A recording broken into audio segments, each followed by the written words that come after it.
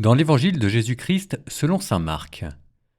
Après l'arrestation de Jean, Jésus partit pour la Galilée proclamer l'évangile de Dieu.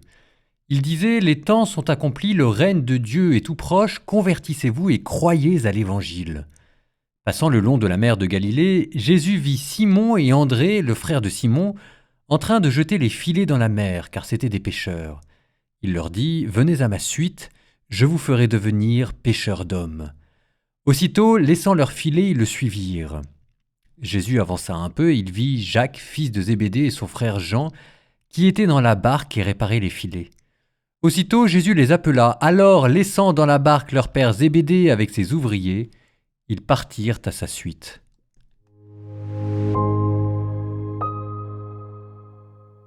Venez à ma suite, je vous ferai devenir pêcheurs d'hommes.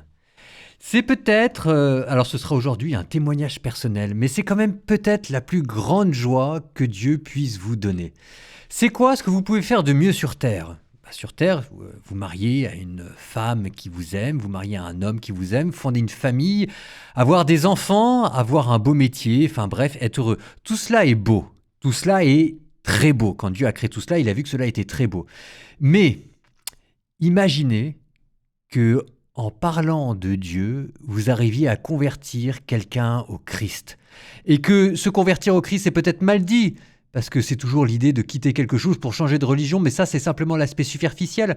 C'est que par la foi, avec Jésus-Christ, il découvre que sa vie a un sens. Et imaginez que cette personne-là, avant, ne savait pas que ça avait un sens, et non seulement ne savait pas que ça avait un sens, mais était persuadée qu'elle n'en avait pas. Imaginez maintenant que cette personne-là était dans une vie sans but, sans espoir, et qu'elle vivait sans vivre, et qu'elle allait, ça existe quand même, des gens qui cumulent des échecs conjugaux, des échecs professionnels, et qui se demandent là ce qu'ils font sur Terre. Je vous dis ça parce que j'ai reçu pas mal de témoignages sur Instagram de personnes qui avaient voulu faire des tentatives de suicide. Et j'avais fait une vidéo sur les suicides, dans laquelle j'essayais de redonner un peu de courage aux gens. Et je voyais dans les commentaires que, en regardant ma vidéo, certaines personnes avaient décidé non seulement de ne plus faire de tentatives de suicide, mais d'essayer de redonner une chance à la vie et d'essayer à nouveau de prier Jésus-Christ. Et pour beaucoup d'entre elles, ça avait changé leur vie. Et mon point est le suivant. Le jour où vous avez quelqu'un qui vous dit que grâce à votre témoignage, il va se remettre à vivre, vous pouvez avoir le plus beau métier du monde, ça ne vaudra pas cette joie-là. Vous pouvez avoir la plus belle femme, le plus beau mari du monde, les plus beaux enfants du monde, ça ne vaudra jamais quelqu'un qui vous dit « Je te remercie parce que grâce à ton témoignage, j'ai découvert que ma vie avait un sens et qu'il y avait quelqu'un quelque part qui m'aimait. » Je vous jure que quand vous entendez ça, vous êtes prêt à tout plaquer et c'est la parole de l'évangile que vous venez d'entendre. Venez à ma suite, je vous ferai devenir pêcheurs d'hommes.